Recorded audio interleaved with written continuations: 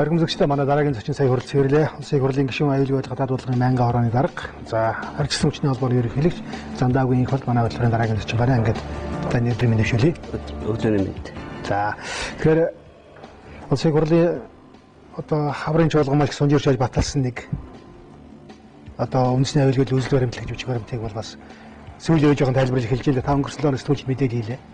Тэг ягаад сүүлийн үед тайлбарлаж байгаа гэхээр дөнгөж нэгд өдөр энэ хуулийн хэвлэгддэг албан ёсны төрийн мэдээлэл дээр гаргасан. Энэ өөрөө тэр үед нь бас ярьж болохооргүй нээлттэй алдтай хоёр хэсгээс бүрдэж байгаа.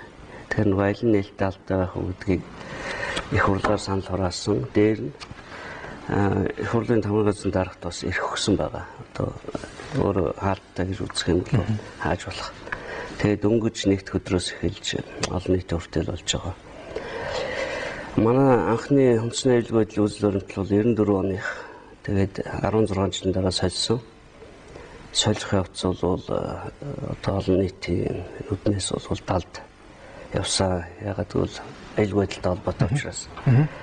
Тэгээд 9 оны 11 сард ерөнхийлөгч ажлаас байгуулсан. Одоо бүхэл аюулгүй байдлыг хангах учиртай цэрэгдсэн байгууллагууд, зэвсэгтэй байгууллагууд гэсэн үг шүү.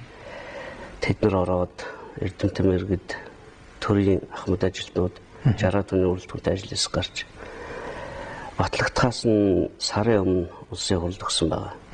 Тэгээ улсын хурал дээр бүтэн сарын турш хилцүүлэг бол хаалттай явагдсан. Тэгээ өнөөдөр нээлттэй хэсгийг бол нэгд өдрөөс гаргаж ирэл дээ. Нээлттэй хэсэг хаалтайс хоёр байна. Байна гэсэн.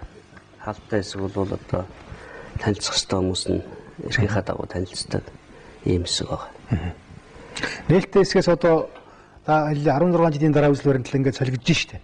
Энэ одоо зарчмын хамгийн гол зүйл нь юу вэ? Жишээлх юм бол ягаад заавал ингээд 16 жил гэхээр энэ өөрөө их консерватив бичиг баримттай байна.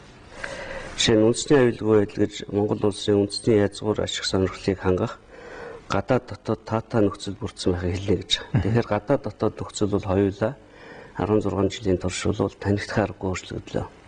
Хятад улс 16 жилийн өмнө энэ байсангүй.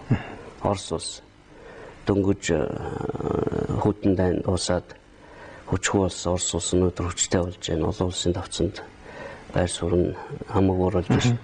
Монгол улсын дотоод нөхцөл байдал бас их өөр. Энэ оюутлогоо 5-7 сургаггүй байлаа шүү. Нинжа гэдэг үг мэддэггүй байлаа. Одоо зудны хурал юм их байхгүй байлаа. Маш олон юм ингэж давтагдаад байна. Тэгээд зуд гэдэг зүйл бол жишээ шинээр ишиг орох жишээтэй. Байгалийн одоо экологийн дороотол нь үндэсний аюулгүй байдал санал хэлж байна гэж. Мэдээллийн аюулгүй байдалгаа цоошин бүлэг орох жишээтэй. Ягаад гэвэл мэдээлэл бол одоо аюулгүй байдал аюул занд учруулахаж болсон байна. Компьютерийн сүлжээ алдлаганд өртөж байна гэх мэтээр хүний аюулгүй байдал шинжлэгдэж орсон. Ер нь бол альбаа улс орны аюулгүй байдлын үзэл баримтлалыг бол шинжилж явдаг. Манад энэ шинжлэх давтамж их удаан байгаа. Энэ бичиг баримтчны 10 жил болох байх гэж бодож байгаа. Тэгэхээр шинжлэх явцдаа гарсан хамгийн том ялгаа гэвэл мэдээж аюулгүй байдлаа хангахын төрийн хангалтч үүрэг үндэс хууль зааснаар. Гэхдээ бид иргэдээ энэ мэдээллээр сэнгэлж өгдөг. Ягаад гэвэл аюул занлын тоо гэхэд хоёроор нэмэгдэж штэ. Экологийн аюулгүй байдал 94 онд байхгүй байсан. Мэдээллийн аюулгүй байдал огт байхгүй байсан. Тэгэхээр иргэд өөрөө аюулгүй байдлыг хангахад одоо чухал үүрэг оролцдог болсон. Энэ аюулгүй байдлын үзүүлэлт гол зүйл. Тийм учраас ийм сурчлагын ажил эхэлж байгаа. За тэгэхээр төр бол ганцаараа хамгаалаад бас барахгүй. Тийм учраас иргэд олонний орох ёстой гэдэг. Аюул занал, уламжилт аюул занал одоо багасах. Цэрэг дайны аюул бол багаслаа шүү дээ. Манай хоёр талаас одоо зэвсгэлээд халтах аюул занал бол экологийн аюул занлаас доор байна гэсэн үг. Мэдээллийн аюулгүй байдал занал хэлж байгаа аюулаас доор байна гэсэн үг. Тийм учраас бол бид гадаадын гэхээс илүү дотоодынхоо аюул занлуудыг дэсэн чөлжөлтөө яаж тэмцэх вэ? Ямаагаа яах вэ? Одоо бодлого гаргахгүй бол ямаа бол чөлжөлтийн гол их уср болчиход байна шүү. Гэх мэтээр. Тэгэхээр иргэд оролцох ёстой. Аюулгүй байдлыг хамгаалахад. Яаж гэдэг талаар та хэлэхгүй. Одоо ямаа ч юм ямааныхаа тоог бууруулж байгаа нь аюулгүй байдалд оруулж байгаа хувь нэмэр. Гэх мэтээр эхэлнэ. Энэ жалга болгонд алт толборлж байгаа олон жижиг уурхайг хаах нь ухамсартайгаар хаах нь өөрөө аюулгүй аюулгүй байдал хувь нэмэр оруулж байгаа хэрэг. Мэдээллийнхаа аюулгүй байдал иргэд яаж хувь нэмэр оруулах вэ гэхээр янз бүрийн одоо компьютертай аюулгүй байдал аюул занд учруулахаар янз бүрийн вирус одоо манай компьютерийн аюулгүй байдал бол хэл хязгаараа нээсэн хин ч хамаагүй орж болж юу ч хамаагүй бичиж сүйтгэж болдог юм л шүү дээ. Тэр хүн компьютерын сууж байгаа хүн болгоны хариуцлага болж хуурч байгаа. Мэдээж төр засгаас одоо хэл дээр фильтр мэлтер тавьдаг юм одоо авч эхэлж штэ. Кибер халдлагаас хамгаалах. Кибер халдлага гэдэг шинэ үг гарч ирж байна. Одоо уламжлалт усан цэрэг, явган цэрэг, нисэх гээд тото эдгэн зүйл шүү дээ. 5 дахь төрлийн цэрэг нэмж штэ. Cyber security-г хамгаалдаг, одоо cyber халдлагаас хамгаалдаг, кибер халдлагаас хамгаалдаг. Тийм болтлоо энэ компьютер бидний амьдралд нэвтэрсэн учраас өнөөдөр бидэнд мэдэгдэж байна. Ирэх жилүүдэд энэ компьютер төрийн ажилд айл болгонд компьютер нэвтрэнэ. Тэгэхэд энэ халдлагын эсрэг систем чи өөрөө байж байгаа хэвээр. Хэлийн цэрэг шиг юм аа. Одоо өнөөдөр л дөнгөж бид байгуулж байна. Анхны компьютерийн хэлийн цэрэг гэсэн үг. Манай хэл хязгаар байдаг бол тэрийг хамгаалж идэг програм софтвер серверүүд тодолдож авч штэ. Тэгэхээр энэ асуудал бол их өргөн маш өргөн асуудал ойлгомжтой. Маш өргөн. Тэгэхээр үзэл баримтлалыг хэрэгжүүлэх ажлыг одоо ингээд тайлбарлаад олон нийт танилцуулж байгаараа одоо эхэлж байгаа гэж ойлгож болох шинэ үзэл баримтлалыг тэгж байгаа гэсэн үг. Ягаад гэвэл энэ үзэл баримтлалыг мэдээж нэгдүгээр үлэг бол нийтлэг үндэслэл, хоёрдугаар үлэг бол нөгөө хаалттай хэсэг байгаа. Гурав бол үндэсний аюулгүй байдлын бүрэлдэхүүн хэсэг гэдэгт оршин тогтгон аюулгүй байдал, эдийн засгийн аюулгүй байдал, хүний аюулгүй байдал, экологийн аюулгүй байдал, мэдээллийн аюулгүй байдал гэх мэтээр явчихж байгаа юм л да. Тэгээ энийг одоо яаж хэрэгжүүлэх вэ гэдэг дээр ахаад дөрөвдүгээр үлгийг нэмж өгсөн байгаа.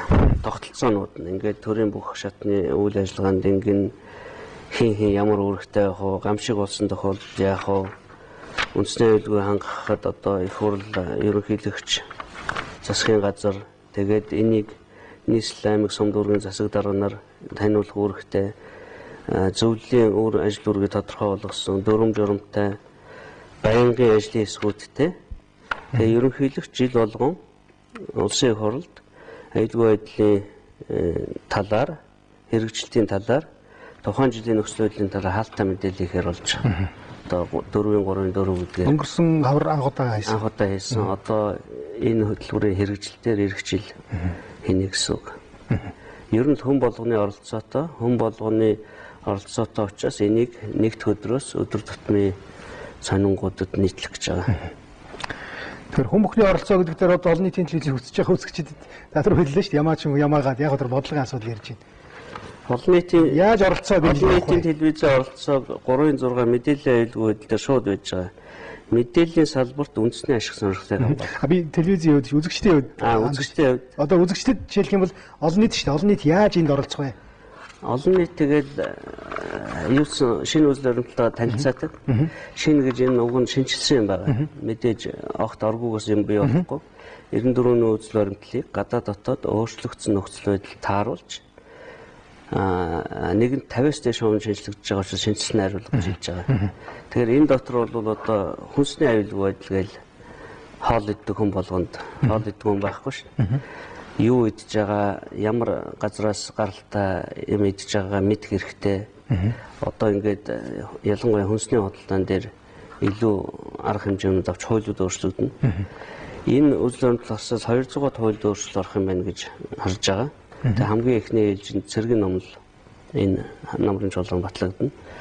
Гадаад бодлогын үндэс батлагдана. Тэгээд одоо бусад хуулиудад жишээ нь бол би хамгийн энгийн жишээ бол ийм татаад байгаа. Бид сүлжтэй тэмцэхэд жилдээ 800 сая төгрөг зарцуулж байгаа. Одоо өнгөрсөн жилүүдэд. Ирэх жил энийг 8 тэрбум болгох шаардлагатай. Яагаад гэвэл сүлжилт бол аюулгүй байдал аюул занд учруулцгаад 70% руу хүрлээ гэж.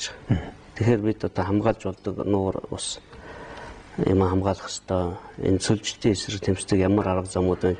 Тэрэнд мөнгөөр санхүүжүүлэх. Зөвхөн сүлжилттэй тэмцнэ гэж яриад энэ дотроо бичиж авах юм бол ажил болохгүй шүү. Тэгэхээр одоо жишээ нь би сүлжилттэй тэмцэхэд ямар хувь нэмэр оруулж ийн гэж хүн болгон бодход хэрэгтэй дээ.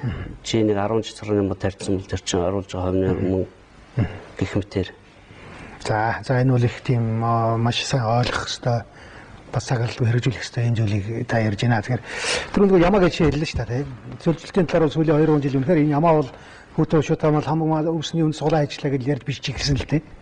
Тэгээ одоо бол ер нь шийдвэр гаргах нэг удаан байгаа шүү.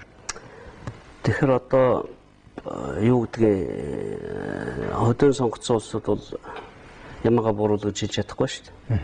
Гэтэл улсын их хурл өөрөө шийдвэр гаргаад эколог бол одоо номер 1 аюул занд байна. Энэ бол тэр албаны засчлахгүй л да. Яг гэвэл нэгэнт өгцсөн газар бол буцаж сэрэгдэг юм байна. Ахиж ямар ч бороо ороод сэрэгдэггүй. Энэ бол одоо өгсөн газар. Ийм газрын тоо ихсээд байгаа нь аюултай байгаа учраас ямааг зохистой тоонд нь байлгах. Одоо шууд хэлэхэд бол бууруулна гэсэн үг шүү дээ. Яманаас олдог орлогыг өөр юмнаас олох. Маш зүйтэй. Ийм боломжийг л гаргаж өгөх. Би одоо маш тодорхой жишээ хэлж болж байна л да. Би